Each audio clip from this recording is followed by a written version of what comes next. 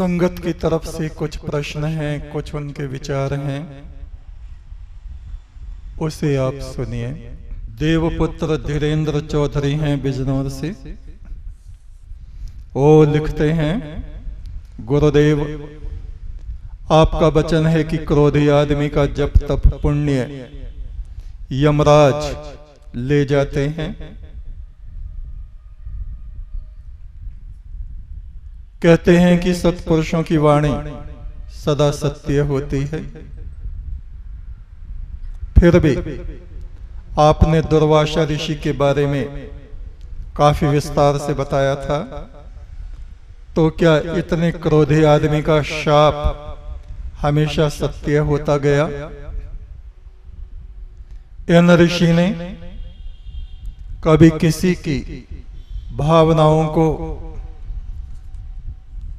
पढ़ा नहीं, जाना नहीं और क्रोध में श्राप दे दिया, तो क्या इनके पुण्य यमराज जी नहीं ले गए? क्या यमराज जी भी इन ऋषि से भयभीत थे?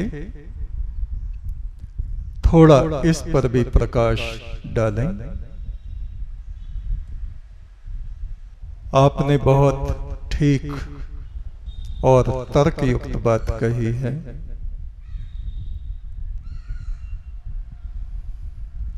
क्रोधी आदमी से सभी डरते हैं। बेशक यमराज भी उनसे घबराते होंगे, डरते होंगे।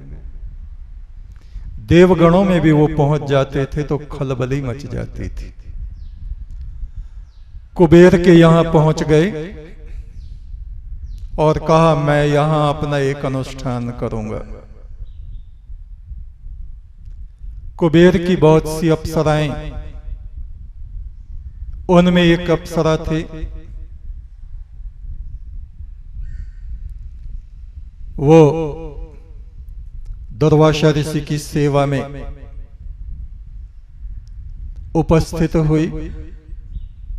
पुंजस्थला उसका नाम था।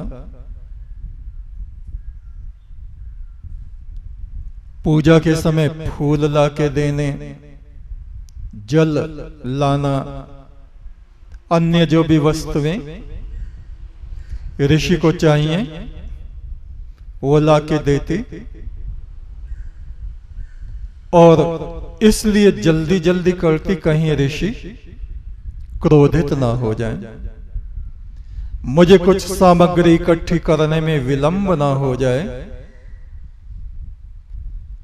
ऋषि को यज्ञ करना है तो ये रहा घृत, ये रही सामग्री, ये रहे काले तिल, ये रहा गंगा जल। ये सारी सामग्रियां वो बड़ी शीघ्रता से इकट्ठा करती और बड़ी सावधान रहती कि मुझसे कुछ भूल ना हो जाए। और जल्दी जल्दी में एक दिन यज्ञ के पास जो कलश रखा था जिसमें जल था, उसमें उस देवी पुंजस्थला के पैर लग गया और वो गिर गया। बस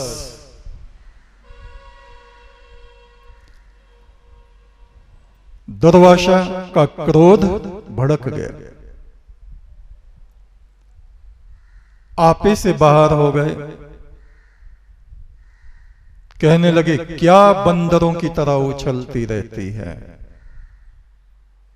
यहां भाग वहां भाग, ये कर वो कर वो कर।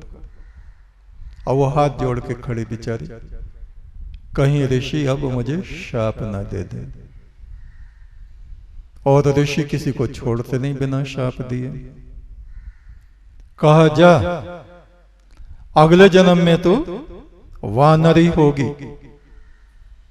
वानरी से हमें बंदरी नहीं समझना चाहिए, वानरः बनचारी। बनचारी जातियों में जैसे हम प्रभु हनुमान जी को वानर कहते हैं, तो आमतौर की भाषा में हम बंदर समझ लेते। बंदर नहीं, वानरः। इसके दो अर्थ हैं। एक, जंगलों में विचरने वाले लोग,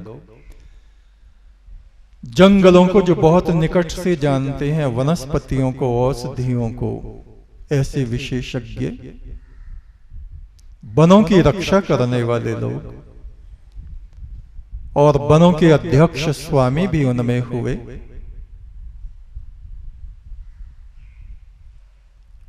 तो शाप दे दिया उसको। और वानर वैश्वानरः, परमात्मा का एक स्वरूप है अग्नि जैसा तेजोमय, वो पुरुष वैश्वानरः। जो ये रूप भौतिक रूप से प्रकट है, ये जो पंच तत्व प्रकट रूप में हमें दिखाई पड़ते हैं, मिट्टी है, जल है, वायु है, अग्नि है। वृक्ष के अंदर भी अग्नि है पर गुप्त है, वृक्ष के अंदर भी जल है लेकिन गुप्त है, वृक्ष के अंदर भी वायु है सूक्ष्म रूप से लेकिन गुप्त है। इन पंच तत्वों का जो प्रकट रूप हमें दिखाई पड़ता है उसको भी वैश्वानर कहा है। और वो परमात्मा ज्योति स्वरूप परम तेजोमय अग्नि की दीप्ति जैसा जो हमारी आत्मा में विद्यमान है उसको भी वैश्वानरः वेद में कहा है। अग्नि को वैश्वानर कहा है। तो उसका जन्म हुआ वानर कुल में, वैश्वानर ऋषियों के कुल में। वैश्वानर ऋषि कौन थे? गौतम ऋषि भी उसी में आते हैं। गौतम ऋषि जिनकी पत्नी देवी अहिल्या थी, जिनको ऋषि ने शाप दे दिया था कि तू पत्थर बन जा, शिला बन जा। उन ऋषि की पुत्री के रूप में पुंजस्थला का दूसरा जन्म हुआ और उनका नाम वहां पड़ा अंजनी। और अंजनी के पुत्र हुए हनुमान। इस प्रकार से जन्मांतरों का ये क्रम चलता चला जाता है।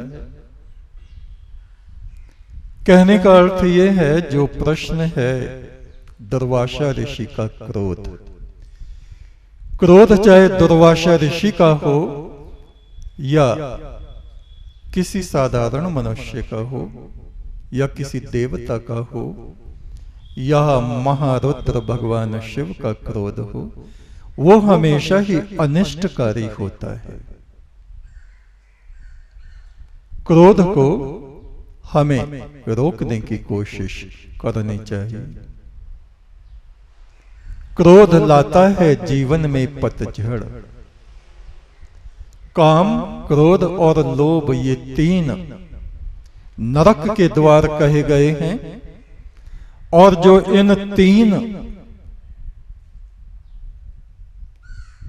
विकृत अवस्थाओं पर नियंत्रण पा लेता है, उसी को हमारे यहां अत्रि, जैसे अनसुईया के पति थे अत्रि मुनि, और उनसे 3 पुत्र हुए, चंद्रमा, दुर्वासा और स्वामी दत्तात्रेय। दुर्वासा महान क्रोधी और चंद्रमा आसक्त। प्रजापति दक्ष ने अपनी 27 कन्याओं का विवाह चंद्रमा से कर दिया, अत्रि मुनि के पुत्र से, और गुरु बृहस्पति की पत्नी को भी भगा के ले आए। इंद्र के साथ वहां जा पहुंचा अहिल्या को छलने। तो ये देवगति है। देवता होकर भी जो ऐसी निम्नता हमारे स्वभाव में आ जाती है तो क्या हम महिमावंत हो जाते हैं, या देवगण महिमावंत हुए? चंद्रमा की क्या महिमा कुछ हुई, उसको कलंक लग गया और कलंक धुला नहीं। ऐसे ही क्रोध करने वाले लोग भी कलंकित हो जाते हैं, अनिष्ट कर डालते हैं, अपना भी दूसरों का भी।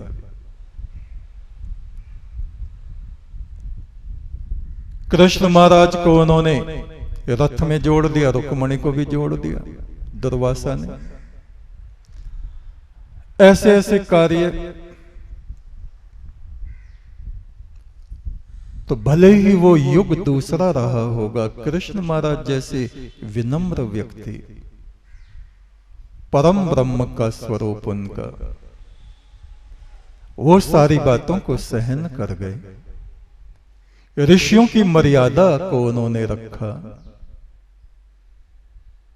आप प्रभु राम को देखिए, जब धनुष टूट गया जनकपुरी में, तो वहां परशुराम आ रहे हैं, परसा घुमा रहे हैं और कितना क्रोध कर रहे हैं, और प्रभु राम हाथ जोड़ रहे हैं, प्रभु नाथ शंभु धनु भंजनिहारा, होए कोई एक दास तुम्हारा। कोई तुम्हारा दास ही होगा, हम तुम्हारे दास हैं, हमें क्षमा कीजिए। और लक्ष्मण तड़क रहे हैं, कड़क रहे हैं बिजली की तरह। तो वहां दो बिजलियां कड़क रही हैं, एक परशुराम की तरफ से और एक लक्ष्मण की तरफ से। लक्ष्मण भी शेषनाग का अवतार है, वो भी कम नहीं है, फू फा गुस्सा करने में प्रबल। तो आज भी देखो, हम मनुष्यों में जो ज्यादा क्रोधी होता है उसको कहते हैं भाई दुर्वासा है, या उसको कह देंगे परशुराम है, शेषनाग का अवतार है, क्रोधी है। क्रोध की कोई महिमा नहीं की जाती। तो प्रश्न ये है कि इनके क्रोध से इनका तप नष्ट हुआ या नहीं। आज बताइए, पूरे संसार में दुर्वासा ऋषि के क्रोध की महिमा का गायन कौन कर रहा है? कोई भी नहीं। क्या कोई ये कह रहा है जैसे प्रभु दुर्वासा थे वैसा ही क्रोध प्रभु हमें दे? कोई नहीं कहता। सब ये कहते हैं, हे प्रभु हमारे क्रोध को खत्म कर दे, हे प्रभु हमारे भीतर जो दुर्वासनाएं हैं, और उनका नाम है दुर्वासा।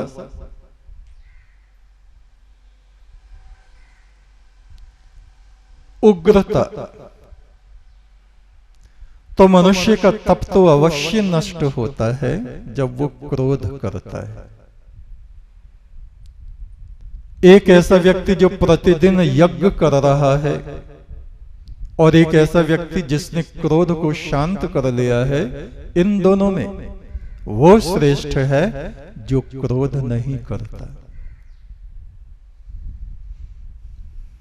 तो क्रोध करने से तप जप पुण्य अवश्य नष्ट होते हैं, और दुर्वासा ऋषि के भी नष्ट हुए। उनके क्रोध की कौन प्रशंसा कर रहा है? जगत में कोई भी नहीं कर रहा। तो इस विनाशकारी पुण्यनाशक क्रोध को हमें नियंत्रित करना चाहिए। नियंत्रित किया हुआ हमारा स्वभाव ही हमें ऋषियों की श्रेणी में रखता है, उत्तम पुरुषों की श्रेणी में रखता है, और तभी हम ईश्वर के मोक्ष मार्ग में आगे जाने में, बढ़ने में किसी हद तक सफल होते हैं। गुरुदेव जी ओम के बारे में बताइए। वेद में ओम को मुख्य कहा गया है। बिल्कुल। ओंकार को प्रथम ऋचा कहा गया है। ब्रह्मा के द्वारा गाई हुई प्रथम ऋचा ओम। किसी भी मंत्र के दो स्वरूप होते हैं, भौतिक और सूक्ष्म। मंत्र का शरीर होता है उसके शब्द ए उ मैं ओम, और इसकी चंद्र बिंदी शब्द, इसको आदि शब्द भी कहा जाता है। और बहुत से लोग इसको जपते भी हैं, किंतु महादेव शिव कहते हैं ये प्रणव ब्रह्म नाद गुंजार जो हो रहा है पूरी सृष्टि में, ये मुंह से जपने का विषय नहीं है, ये कानों को बंद करके सुनने का विषय है। नाद ब्रह्म की उपासना करने वाले नादिये वे लोग कहे जाते हैं जो इसको सुनते हैं। सुनिए सिद्ध पीर सुननाथ, सुनिए धरती धवल आकाश, सुनिए दुख पाप का नाश। परमात्मा की उस वाणी को, अनहद शब्द को, अनहद नाद को सुनते सुनते सुनते सुनते हमारी आत्मा इस जगत प्रपंच से अलग होने लगती है। प्राणों में जो सांस बची हुई है, सांसों में जो ध्वनि बसी हुई है, उस ध्वनि को ही प्रणव ब्रह्म कहा गया है। पूरी सृष्टि में, आकाश में, नक्षत्रों में, समुद्र की उठने वाली पटारों में जो घोष उठता है, उस प्राकृतिक ध्वनि को प्रणव कहा गया है। ऐसे ही हमारे भीतर शरीर में जो गुंजार उठ रहा है, एक तो सांसों की आवाज है, और आप सांस को रोक के भी देख लो, और कानों में अंगूठे लगा के बंद करके देखो तो झाएं झाएं झाएं झाएं। इसको प्रणव ब्रह्म कहा गया है, जो अनहद नाद बगैर किसी के बजाए जो बज रहा है। जब भी हम आपको ध्यान कराते हैं, आपको स्मरण होगा, हम कहते हैं आंखें बंद करके मस्तक में ज्योति को देखो और उस ज्योति में उठते ब्रह्मनाद को सुनो। ये ब्रह्मनाद क्या है? इसी को ओंकार कहते हैं। ये ही ओंकार की साधना है। सही तरीका यही इसका साधना का है।